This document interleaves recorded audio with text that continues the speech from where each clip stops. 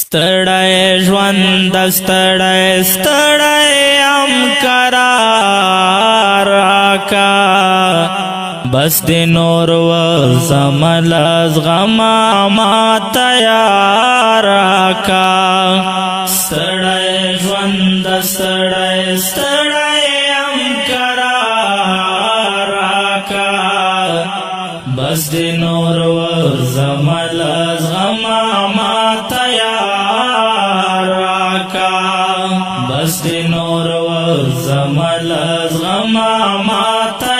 السلام علیکم ورحمت الله وبرکاتو. د مهال ګوره په همدې خوړ کې زه را روان یم همدې کور ته، اوس چې په دغه دروازه یې خو نشته، خو داسې یو لار یې پرېښی دی چې دغه کورنۍ ته اوس موږ د نږدې نه ورځو، دا کورنۍ موږ ګورو. تاسو موږ سره ملتیا وکړئ. مننه. السلام علیکم ورحمت الله. ادې څنګه یې؟ ښې بخیر یې؟ خورې صحت هم ښه دی؟ تاسو ښه یاستئ؟ جوړ یاستئ؟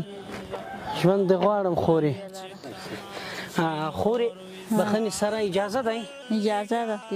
دغه د ژوند قصه او ته چې دغسې د ویرانه کې او دغه جونګړه کې ژوند تېروي، د ژوند قصه دې وکړه. د ژوند قصه مې وروره.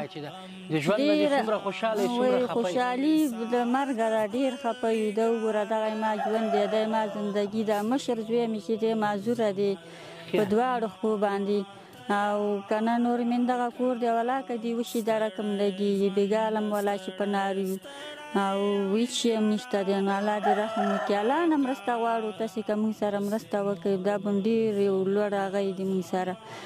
او دغه ګوره نه مې دیوا شته نه مې ښه شته، نه ملا که د شپې ژوند ارامي نه د ورځې همداسې. بس الله دې رحم وکړي. ته خو دې خوړ کې پروت یې، دغه خوړ کې پروت یې. تاسو مخکې کوي دا اوس چې باران شوی وه ډېر کورونه یې وران کړه. والا ما ته ډېر ووي چې ته لاړه شه چېرته مرسته وغواړه چا نه. او دا کور مې دا کاسې درد څه والا خوړ وړي وه هغه کنده کې پراته وه. ساتم لکه مجنون بدی تر سوز په صحرا ساتم، لکه مجنون بدی تر سوز په صحرا ساتم. سو وکړم ولا د دم تر کاسو تر دې ګاډۍ پورې دا مې لاندې پراته وه، تیشې لاندې پراته وه. بې مالې وي ما ولا که یو ځای یم لیدلې زه کومه چې لاړه شمه وي دې کډوالو سره که نه مرستې کېږي او که نه هغه کېږي. ما یو ځای یم نه دی لیدلی، نو زه به چېرته لاړه شم. نو اوس دا کوم زوی دی چې په خپو رنځور دی؟ دا والا چې انجینر صاحب میوبه دی. دا زوی دی چېرې دی؟ دا مې نن والا ستامې ته لیدلی دی. داسې دی د کوناټي کې زخم دی انجینر صاحب، هغې نه خپې خرابې دي. داسې درد ټوله شپه یې په نارې همداسې په ولاړې تېره کړه. مې سوي ورته وویل مې ته لاړ شه ستامې ته که چېرته خدای پاک مهربانه شي لږ شی ډېر کړي د زخم دپاره. هېڅ ښه کېدنه یې نشته انجینر صاحب. والا چې اوس ویې دا لیدلی دې ویې که نه نو تا به ویلي وو چې آفرین دې تاسې په دې ژوند چې تاسې یې کوئ نو څه به وکړو. زما ستړی ژوند د خدای په امان در واخله. تاسې به که نه په ما حالات باندې ډېر خفه شي ورونو. تاسې ما مور پلار یې ما ورونه یې ورکې که ډېره خپله داسې دردمنه یم چې هېڅوک هم د هغه نشته دی. داسې ټیم کوم ټیم راغلی دی چې د ژوند نه دې ناراضه شوی یم؟ د ژوند نه ناراضه یم ولا چې دا بېګا هم ناراضه وم چې خدای پاکه نو د دې ژوند نه دې ما نوره توبه ده. هسې ګنهګارېږي سړی چې خدای پاکه یو مرګ ګیره کړی وی هغه ښه و نه دا ژوند. زوی مې چې کېنه هغه یې چې مور دې دې ژوند نه ما ته مرګ ښه دی. ډېره خفه یم ورکه لنګ چې ورشم تر یاره بس اختیار راکه بس د نور وزمه له زغمه. داسې سړی نشته او نور په خپل ژوند باندې ډېره تنګه یم چې زوی ته مې وګورم هم داسې یم چې خدا نو داسې سړی ما ته پیدا کړي یو څو روپۍ ما ته راکړي ما دغه د زوی علاج وکړم. خو نشته دی هېڅوک هم نشته نه څوک چاله لاس ورکوي.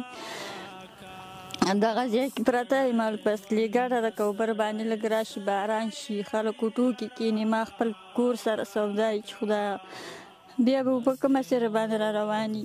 ملز غما ما تیار راکا بس د نور ورځه ملز غما ما تیار. کوم ټیم راغلی چې دا بچیان دي او تا سره خوراکه مواد نه وي او بچیان دي انجنیر صاحب چې زه درته څه وایم چې داسې ژوند راغلی رباني چې دا اوس هم ولاکه د ما کره ګډ جوړوي ستا که درته درویغ یم لاړ شه وګوره خپله یې وګوره پاس وګرځېږه وګوره ولاکه کره ګډ جوړوي د وشي درک مې نه لګېږي دوکان ته چې لاړ شم یو شیکر ژویر کې یا ویر نه کې وړو ته یې بد رد ویلي بېرته راشي بس ژوند یې تېروي چې وکړو نو کومه چې تللی نه شو چې لاړ شو چېرته به لاړ شو د افغانستان د ښار نه ډېره مجبوره یم ما مجبوره چې د ولیدو که نه انجنیر صاحب په خپله به وجاړي ولا چې ما په ژوند وجاړي چې د خپل زړه خبرې مې ټولې ته وکړي